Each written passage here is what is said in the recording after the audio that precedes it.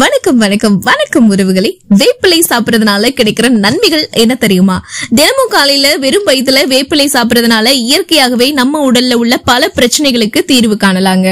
வேப்பிலை இலைகள் கொண்டு பல்வேறு நோய்களுக்கு மருந்து அமைதுனே சொல்லலாம். பெரும்பாலும் சித்த மருத்துவத்துல நோய்களை குணப்படுத்துறதுக்கு வேப்பிலை முக்கியமான ஒன்னாக பயன்படுத்தப்பட்டு வருது.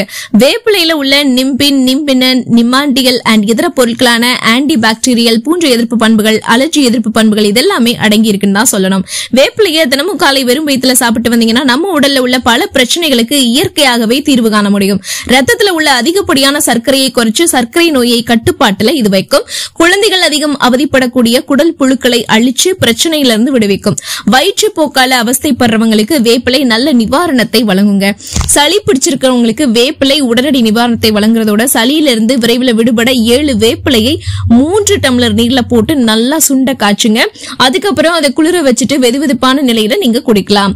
வேப்பிலை ரத்தத்தோட அடர்த்தியை அதிகரிக்கும் நச்சு பொருட்களான கிருமிகள் இது எல்லாத்தையுமே அழிச்சு ரத்த அடர்த்தியை குறைத்து மெலிதாக்கி உடல்ல சுத்தமான ரத்த ஓட்டத்தை மென்மையாக வச்சுக்கும். இப்படிப்பட்ட இவ்வளவு மகத்துவம் வாய்ந்த வேப்பிலையை இனி பாத்தீங்கன்னா விடாதீங்க. கண்டிப்பா வாரத்துல ஒரு நாளாவது நம்ம குழந்தைகளுக்கு அரைச்சு கொடுங்க. மேக்சிமம் நிறைய பேர் பாத்தீங்கன்னா விடுமுறை தினமான ஞாயிற்றுக்கிழமைகள்ல நீங்க அரைச்சு கொடுக்கறது ரொம்பவே நல்லது. காலையில வெறும் வயிற்றுல இந்த வேப்பிலையை அரைச்சு குடிச்சிட்டு அதர்வைஸ் நீங்க ஒரு மணி நேரம் கழிச்சு நீங்க பிரேக்ஃபாஸ்ட் எடுத்துக்கலாம். சோ இப்படி நீங்க ஃபாலோ பண்ணீங்கன்னா ரொம்பவே உங்க ஹெல்த் நல்லா இருக்கும்னு சொல்லிட்டு இந்த வீடியோவை நான் நிறைவு செஞ்சுக்கிறேன்.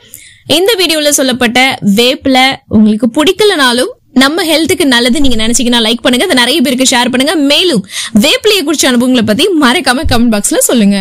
அண்ட் வேற எந்த உணவுப் பொருளுடைய நன்மை தீமை பக்க விளைவுகளை பத்தி நீங்க தெரிஞ்சுக்கணும்னு நினைக்கிறீங்க அந்த உணவுப் பொருளை பத்தி மறக்காம கமெண்ட் பாக்ஸ்ல சொல்லுங்க. கண்டிப்பா நாம நெக்ஸ்ட் வீடியோல அதை பத்தி பேசலாம். மீண்டும் சந்திக்கிறேன் அடுத்த ஒரு உணவுப் பொருளோடு. அதுவரை நன்றி, வணக்கம்.